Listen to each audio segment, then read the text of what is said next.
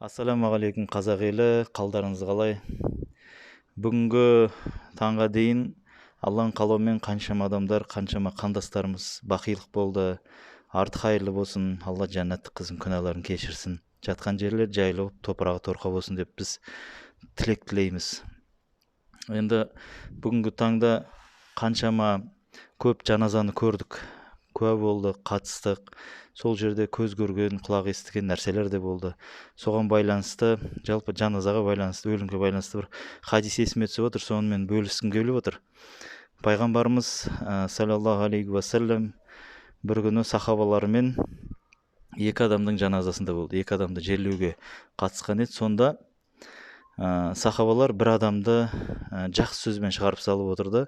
Сонда пайғамбарымыз саллаллаху алейхи уассалам уәжіп болды деп айтады. Және де тағы бір адамды жерлеген кезде екінші адамда ол кісі туралы жаман сөз айта бастады. Жамандады, былай айтқанда.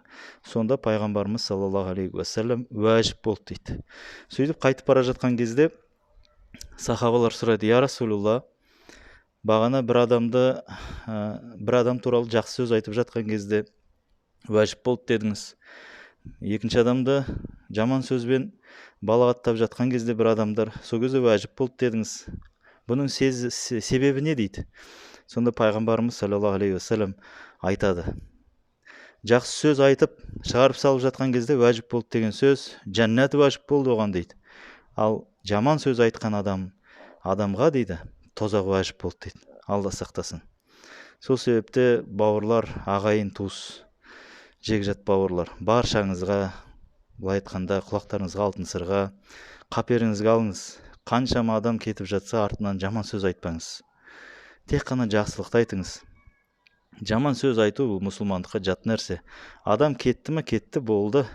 Алла күнәсін кешірер, кешірмес, бірақ ол Алла мен өзінің арасындағы жағдай.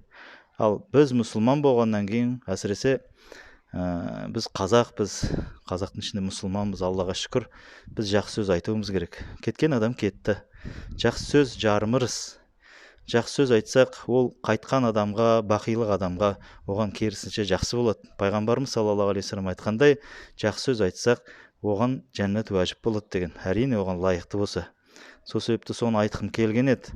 Біреуді шығарып салсақ, жаман сөз айтпаңыз. Ол туралы жамандамаңыз. Мүмкін қателіктер бар шығар, болған да шығар. Ұмыта салыңыз, болды. Ақырғы сапарға шығарып салып отырмыз ғой. Соны айтқым келді ағайын. Ертелі кеш бәріміз кетеміз ғой. Сол себепті артымыздан жаман сөз сөйлемеу үшін біз де ешкімге жаман сөз сөйлемегеніміз жақсы. Ассаламу алейкум.